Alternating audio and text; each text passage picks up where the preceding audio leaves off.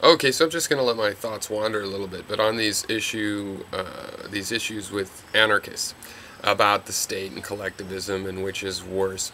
Um, okay, well, there's a couple different things that I want to talk about. I mean, one of them is just that I break the language down and the terms we're using when we're trying to make terms into technical terms.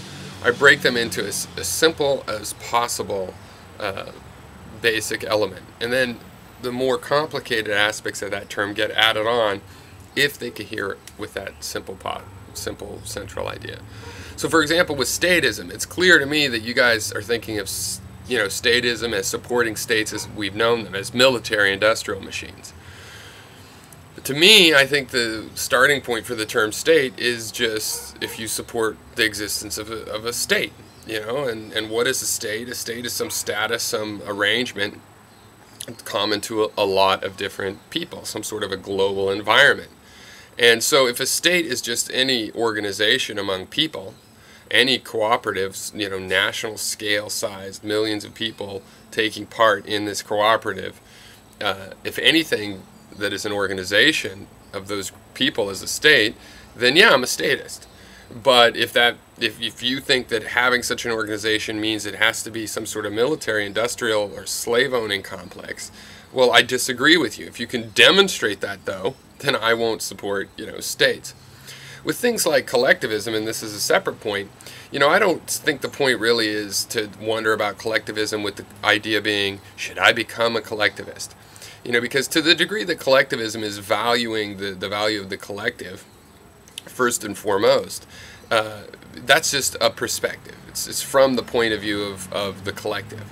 And I can value that point of view without saying it's the only one. I mean, I can take another assessment of a given situation from the idealized point of view of an individual, or I can take it from the point of view of a particular subset of people, or of the group of mothers as a mother, or I can take these calculations from all sorts of viewpoints and add them together. It's not about becoming a collectivist.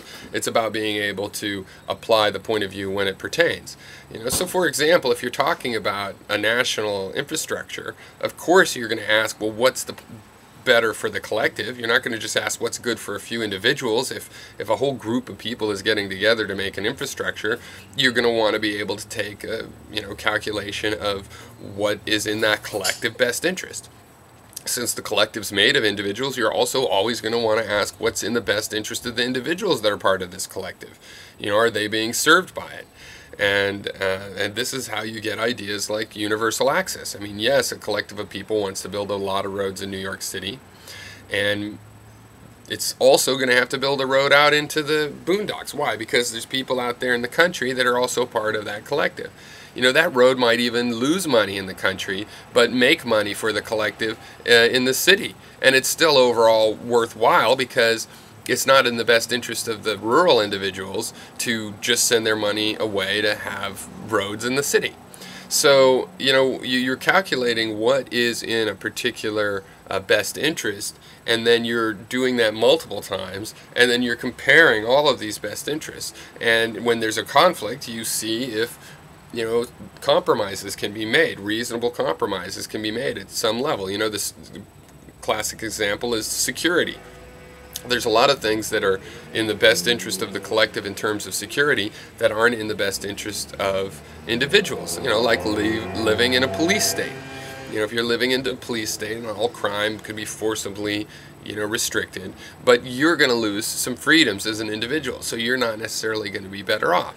And it's not that big of a compromise for the collective to take a certain amount of risk so that the individuals of which it's, made up can enjoy better freedom. And that's how this kind of reasoning goes back and forth. And a lot of times there isn't a conflict. It's in the collective best interest to have fire protection, and it's in your individual best interest to have fire protection. And these things generally line up a lot more than they conflict. And we tend to assume they're going to conflict when they don't.